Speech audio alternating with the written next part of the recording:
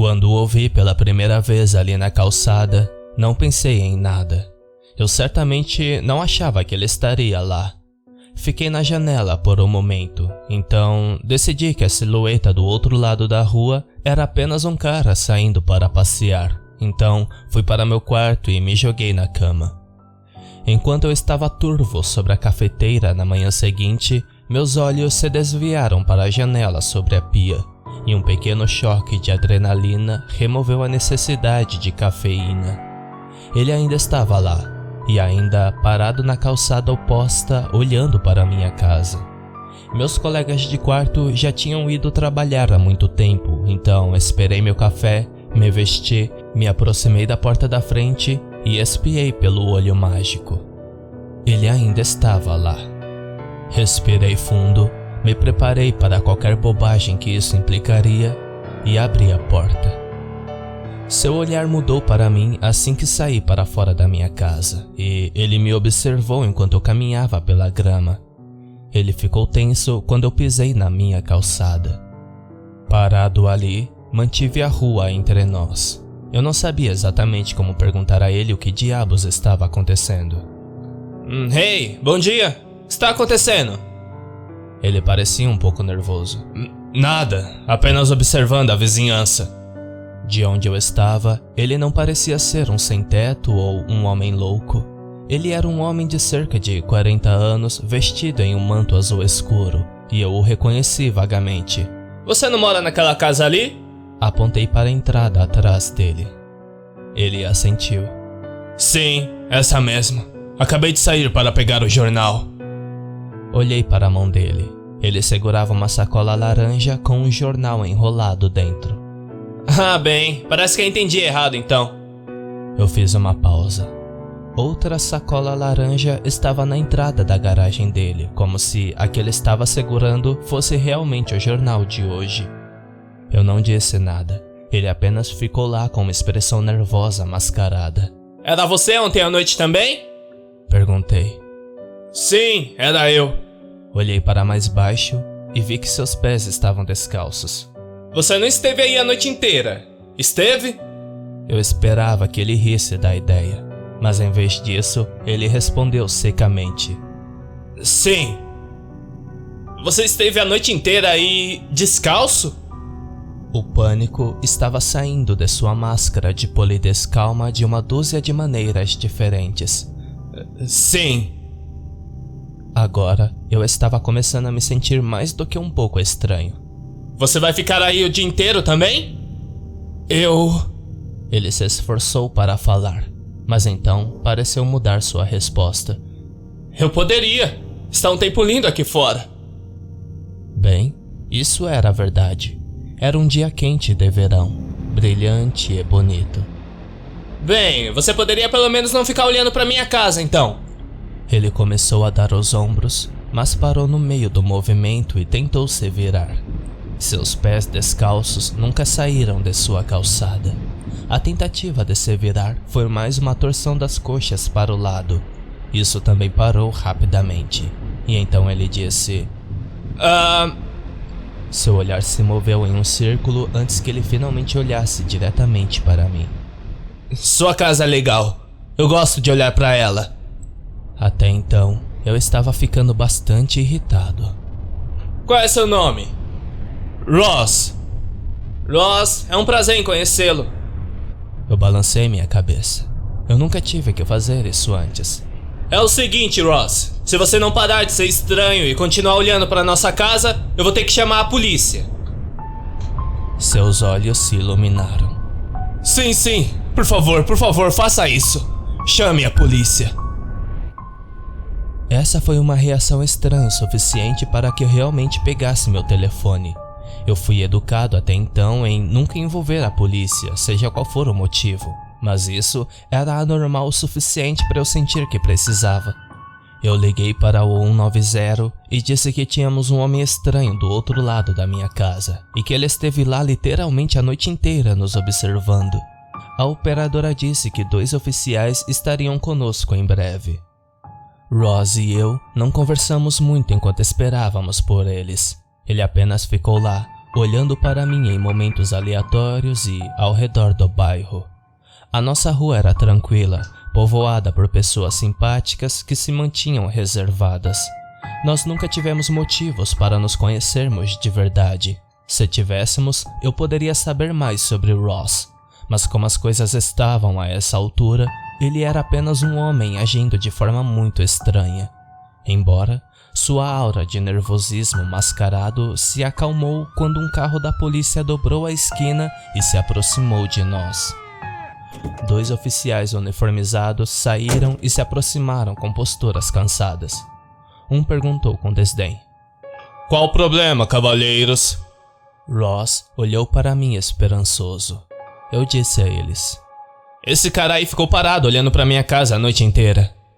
O segundo policial revirou os olhos, mas perguntou a Ross: "Isso é verdade, senhor?"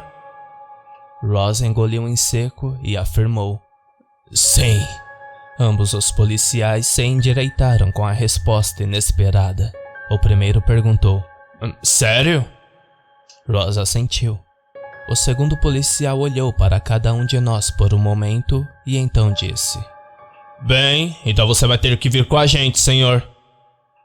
Ross ficou tenso e ficou um pouco mais recuado. "Não."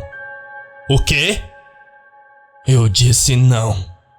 Quando os 2 oficiais começaram a caminhar em direção a ele, um deles acrescentou: "Senhor." Quando um tirou as algemas, o outro zombou e disse: "Ouça, idiota!" Mas ele parou a cerca de meio metro de Ross. Seu parceiro congelou também. "Vamos!" Ross o incitou. "O que vocês estão esperando? Vamos!" Os 2 homens se entreolharam com expressões assombradas. Depois começaram a recuar. As algemas foram devolvidas ao cinto. "Não!" Ross gritou para eles. "Façam isso, seus idiotas! Seus porcos, bastardos, malditos! Vamos, me batam! Me ensinem uma lição! Me derrubem!" O rosto do primeiro policial estava pálido. "Você está certo, senhor. Você está absolutamente certo. Somos porcos. Apenas faça o que quiser. Fique aí o tempo que quiser. Você está em sua propriedade, tecnicamente, então isso não é da nossa conta." O segundo olhou para mim com um terror fixo em seu rosto. Ambos pularam para o carro e fugiram. Ross gritou incoerentemente atrás deles, mas não se moveu de seu lugar na calçada. Liguei para a delegacia uma segunda vez para perguntar o que havia acontecido, mas depois de anotar meu endereço, a atendente me disse para nunca mais ligar, e então desligou. A raiva desapareceu do rosto de Ross quando ele me viu abaixar o telefone. Eu fiquei ali, sem jeito, enquanto um homem adulto do outro lado da rua começou a chorar abertamente. Eu nunca tinha visto um homem de 40 anos chorar de puro terror, sem esperança. "Ross, o que está acontecendo?" Ele não podia responder além de suas lágrimas. Olhando primeiro para a esquerda e para a direita, finalmente atravessei a rua e cheguei mais próximo a ele. Tive a noção de algo estranho, mas não consegui raciocinar. As palavras simplesmente não vinham à mente. Uma consciência instintiva foi o máximo que consegui. Eu alcancei o meio-fio oposto bem na frente dele, e eu tinha a intenção de empurrá-lo para fora de seu lugar na calçada, mas mudei de ideia cerca de meio metro de distância dele. Teria sido estranho tocar em um homem adulto chorando. Voltei para a rua. Confuso, tentei uma segunda vez. A meio metro de distância dele, literalmente ao alcance do braço, mudei de ideia novamente. Ele poderia fazer o que quisesse. Quem era eu para interferir se ele quisesse ficar do lado de fora em um dia lindo? Cada vez que eu me aproximava e mudava de ideia, suas lágrimas de terror se aprofundavam. Lembro-me de murmurar: "Tudo bem, dane-se isso." E recuei para o meio-fio da rua para conseguir espaço e pegar distância e logo em seguida correr em direção a ele. Eu não conseguia articular o que estava fazendo, mas imaginei que um salto poderia funcionar. Eu me preparei e então me lancei para a frente, pronto para saltar na distância adequada, mas quando fui pular nele, mudei de ideia. Não havia nada de errado e eu estava sendo bobo. Quem se importava com isso? Eu desacelerei e me afastei. Seus soluços se tornaram um rio de lágrimas. Apesar de uma sensação avassaladora de que algo estava muito errado, eu me virei e lentamente voltei para dentro. Eu podia vê-lo pela janela da cozinha e comecei a lidar com os negócios do meu dia com um horror abafado em minha mente que eu não conseguia reconhecer, que corroía meu coração. Cada vez que eu olhava, eu torcia contra a esperança de que ele tivesse se movido. Mas ele estava lá, tremendo, chorando e procurando por ajuda. Isso foi no mês de junho. Uma mortalha pairava sobre nosso bairro, onde antes meus colegas de quarto e eu havíamos dado festas de jogos de tabuleiro e recebidos uma dúzia de pessoas. Agora comíamos refeições escassas em silêncio. Sempre que um de nós pensava em falar sobre algo que aconteceu no trabalho ou talvez o evento pela qual estávamos ansiosos, pronunciávamos meia frase e então ficávamos sobrecarregados por uma sensação de vazio. Quem se importaria com um show ou uma ida a um parque aquático em um momento como esse?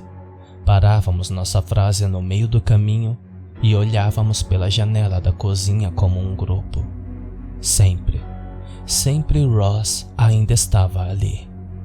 Ele evitou com sucesso queimaduras solares perigosas, levantando um manto sobre a cabeça durante as horas mais claras, e tinha algumas árvores próximas para protegê-lo dependendo da estação do ano.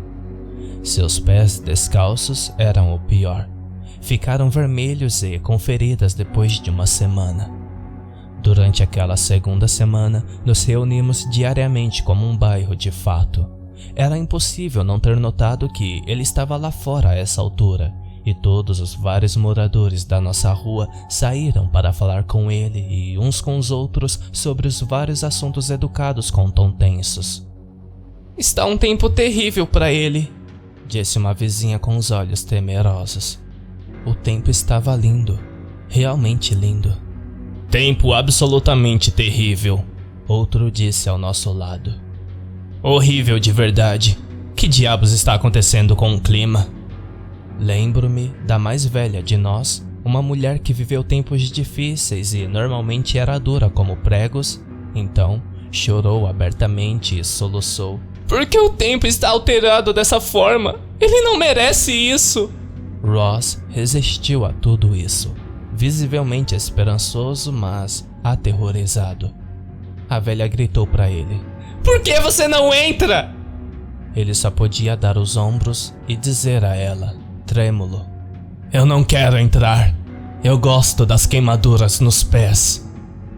Ela se aproximou com duas mãos levantadas para empurrá-lo, mas mudou de ideia quando chegou ao seu alcance. "Você é um homem. Você pode aguentar.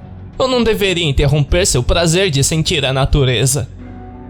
Ela mancou em lágrimas, tremendo violentamente. Outros de nossos vizinhos deu um passo à frente. "Pelo menos pegue essas roupas." Ele segurou uma camisa dobrada e um par de jeans para a frente, mas se virou antes de chegar perto o suficiente para entregá-los. Você provavelmente não vai querer minhas roupas velhas e usadas." "Certamente", Ross respondeu desesperadamente. "Eu estou bem, mas obrigado." Era a estação chuvosa e começou a chuviscar em nossas cabeças, então nos retiramos para nossas casas para olhar pela janela e ver Ross abrir a boca para o céu com sede. Uma vez que a torrente estivesse pesada o suficiente, vimos ele também se inclinar para colher água do fluxo que corria ao longo do meio-fio. Isso nos deu uma ideia. Como bairro, começamos a lavar nossos carros com mais frequência. O escoamento das mangueiras passaria por Ross, permitindo que ele bebesse e permanecesse vivo, mas apenas pelo tempo normal para lavar um carro. Nenhum de nós mencionou isso um para o outro. Nós apenas vimos outros fazendo, então fizemos também. A estação chuvosa também trouxe minhocas para fora do solo. Então ele as comeu. E ele aprendeu a ficar parado o tempo suficiente para que os pássaros se aproximassem. Ele os pegava e os comia inteiros. A calçada perto dele ficava suja de lixo até que cada nova chuva a lavasse. Um dos homens na rua começou a construir uma longa engenhoca de madeira e metal. Pela primeira vez em um mês, tínhamos algo mais para ver do lado de fora de nossas janelas. E observamos por quase uma semana antes de perceber o que ele estava fazendo. Era uma máquina Rudy Goldenberg. Uma máquina com esteiras longas cheias de alavancas, martelos giratórios, bolas rolantes e outras bobagens variadas que completavam para o funcionamento da máquina que ele tinha colocado. Ele planejou que ela se estendesse por toda a rua, virando a esquina até ficar fora de vista. Meus colegas de quarto e eu tiramos alguns dias de folga do trabalho e começamos a ajudar na construção da engenhoca sem dizer uma palavra. As mulheres mais velhas da vizinhança traziam bebidas e comidas para nós. Ross observava enquanto comíamos e bebíamos, mas observava com especial atenção enquanto trabalhávamos. Eu nunca fui de ferramentas, até porque eu me atrapalhava tentando descobrir como serrar e pregar coisas de forma eficaz, e os outros homens da vizinhança se juntaram a nós sem dizer também uma palavra sequer quando viam quão sério estávamos. Demorou 6 dias, mas finalmente terminamos a engenhoca na véspera de uma grande tempestade. Enquanto o céu escurecia, nos reunimos na esquina fora da vista de Ross e olhamos para o botão que ativaria a máquina. Se todas as alavancas, martelos e engenhocas funcionassem, Ross seria derrubado por um mecanismo de ariete bem no final.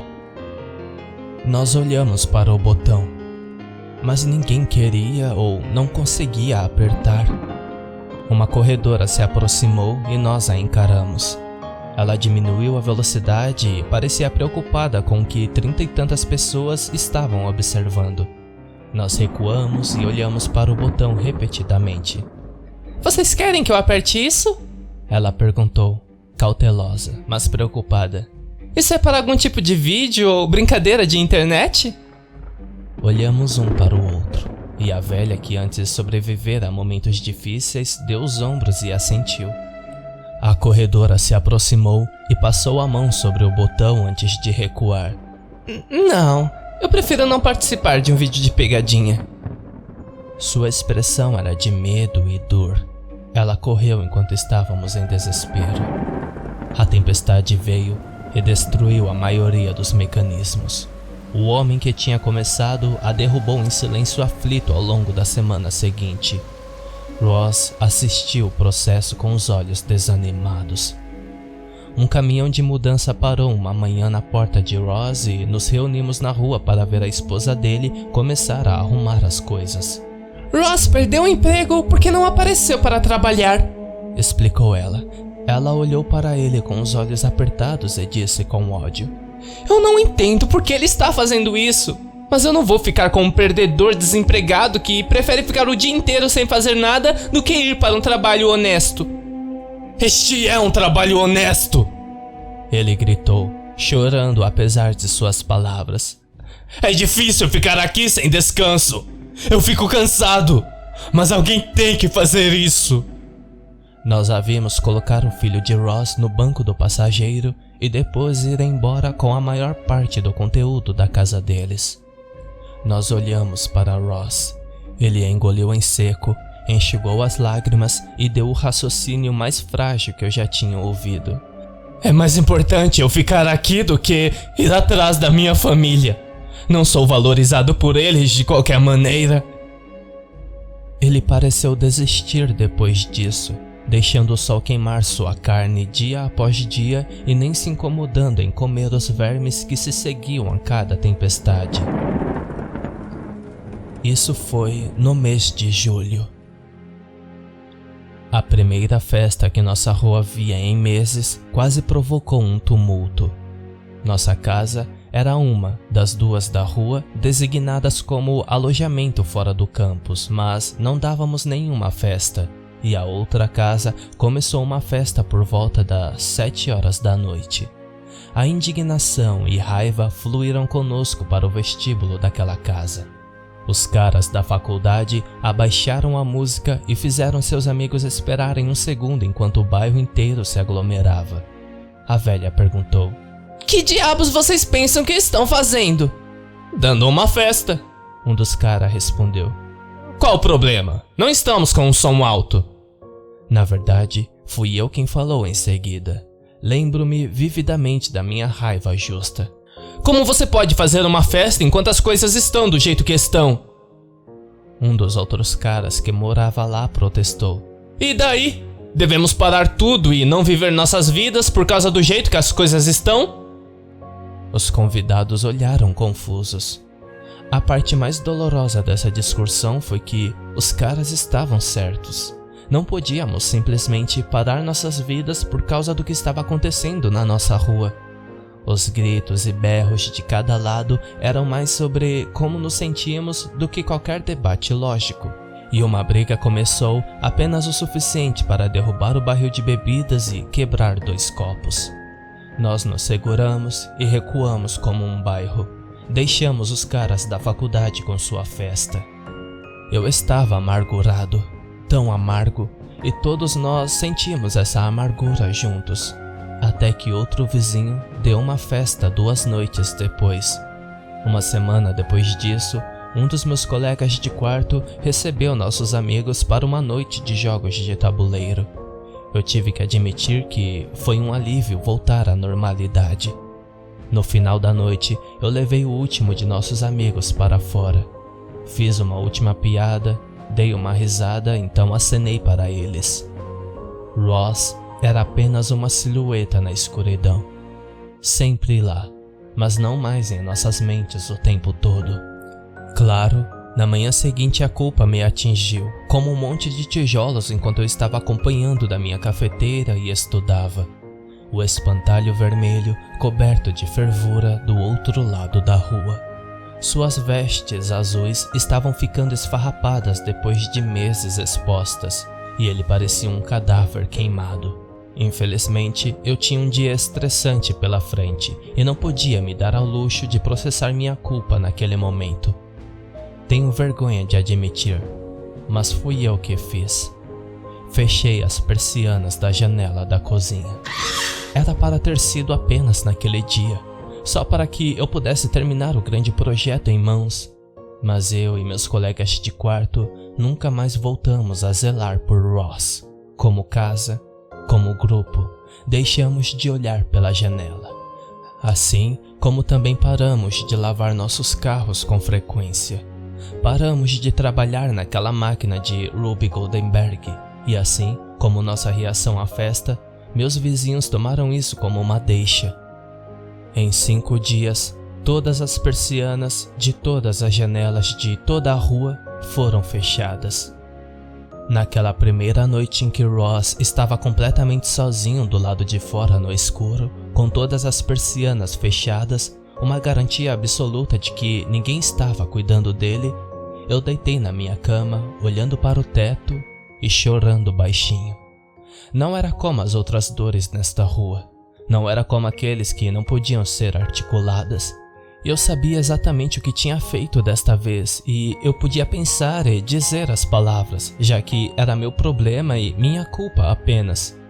Eu fui o primeiro a fechar as cortinas. Eu queria ser o primeiro a cativá-los novamente, a olhar para o problema de nosso bairro e forçar todos os outros a abrirem os olhos e se unirem novamente. Mas não tive coragem. Eu precisava trabalhar. Eu precisava pagar o aluguel. Eu não podia ser o único porque levantar minhas persianas significaria reconhecer o problema. E eu não podia mais me dar o luxo de ser arruinado pela culpa, confusão e dor. Todas as noites eu rezava para que outra pessoa fosse a primeira a levantar as cortinas. Certamente alguém faria isso.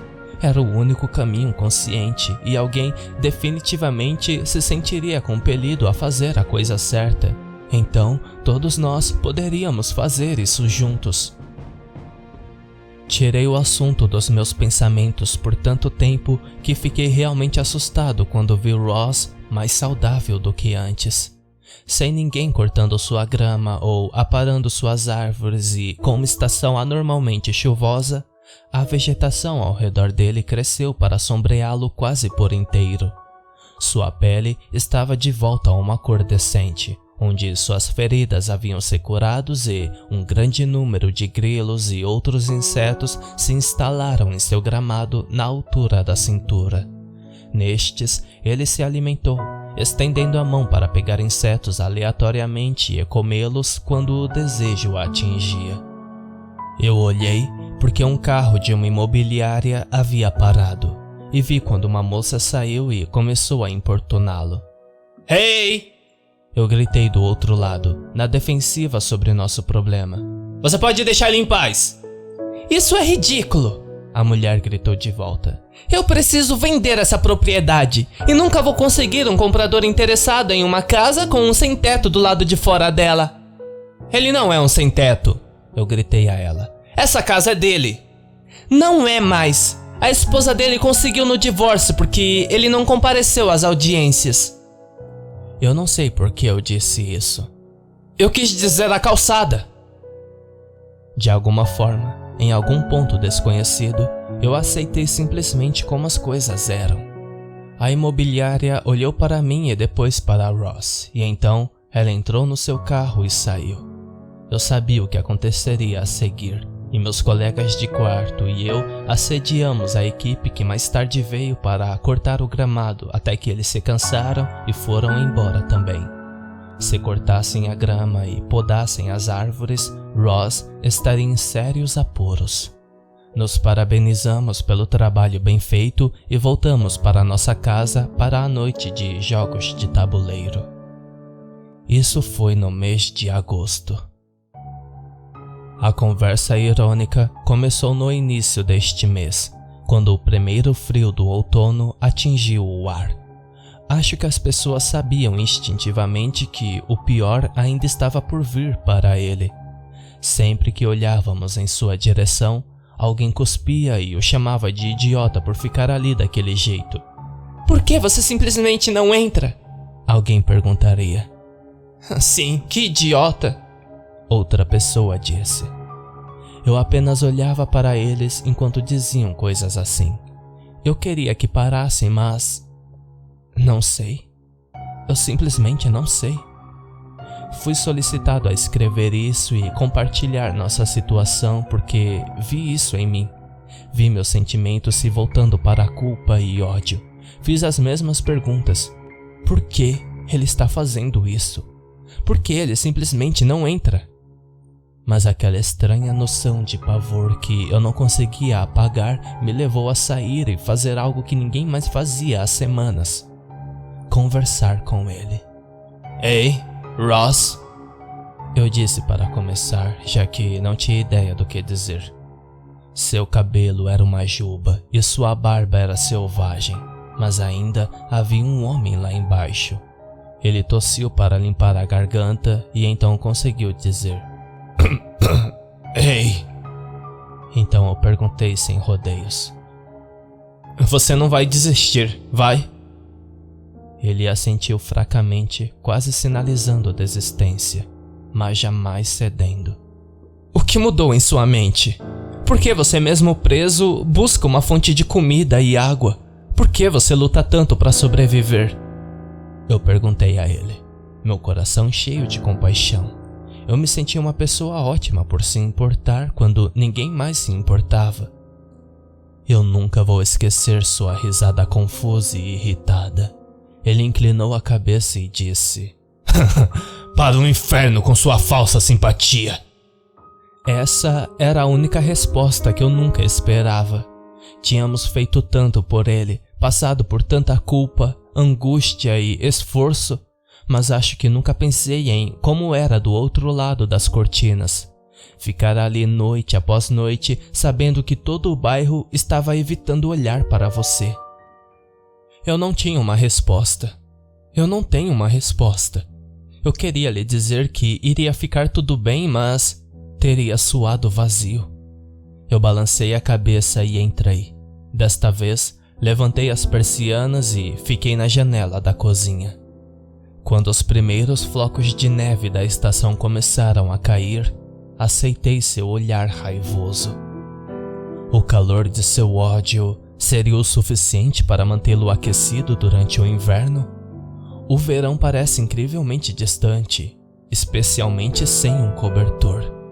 E no entanto, todas as pessoas que o viam, todos os meus amigos e colegas de quartos e conhecidos, continuavam se perguntando ociosamente: por que ele simplesmente não entra? Se fosse tão simples assim.